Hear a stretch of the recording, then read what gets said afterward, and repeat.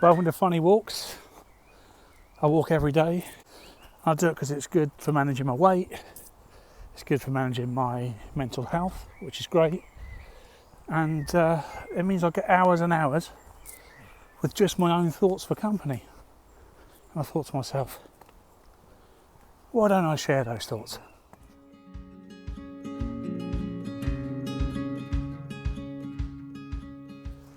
You may have to get used to a bit of heavy breathing because I have asthma. I always have had. I barely notice it, but I know other people do. I've got tight, moist, mucus-filled tubes. Now there's a wank challenge for you.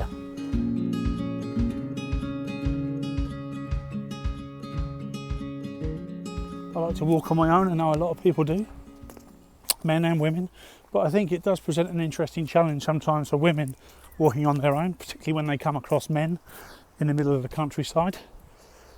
Now I know this because more often than not, if I do come across a woman in this situation, they never look particularly pleased to see me. I understand it, it's not their fault, it's not my fault, it's just human nature. But because I am the way I am, I'm a friendly guy, I always want to try and put them at ease.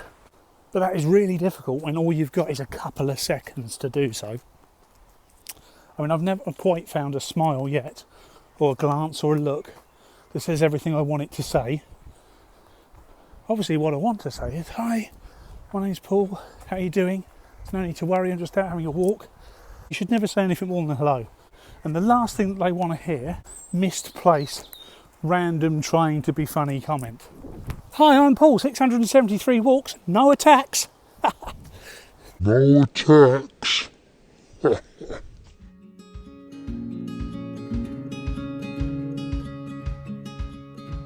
And then there's the converse thought, isn't there? That actually it's me who should be scared of them. After all, I have seen Killing Eve. I don't want my ball sack severed off with a pair of blunt secateurs by a sexy clown assassin. Not without agreeing a safe word first. Really, we're just products of our environment, aren't we? We all use social media. We all see the news cycle.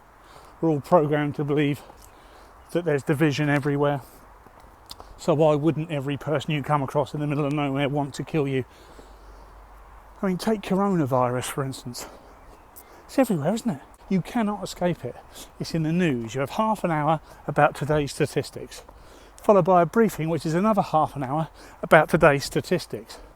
And then there's a break in the news. Don't worry, there'll be some more news later. And in between the break in the news cycle, there's a documentary about fucking coronavirus. Coronavirus documentaries. What more could we fucking learn? If they reported on stubbed toes the same way that they reported on coronavirus, we'd all be absolutely terrified about getting a stubbed toe, wouldn't we? Imagine if Chris Whitty did a 30-minute PowerPoint presentation on stubbed toes. There were 200,000 reported cases of stubbed toe, 15 were in intensive care, and 4 have sadly died. All men. They basically died of a lack of attention because nobody believed it when they said it hurt. Wouldn't be the R rate for stubbed toe, would it? It'd be more like the mate. Fucking hell.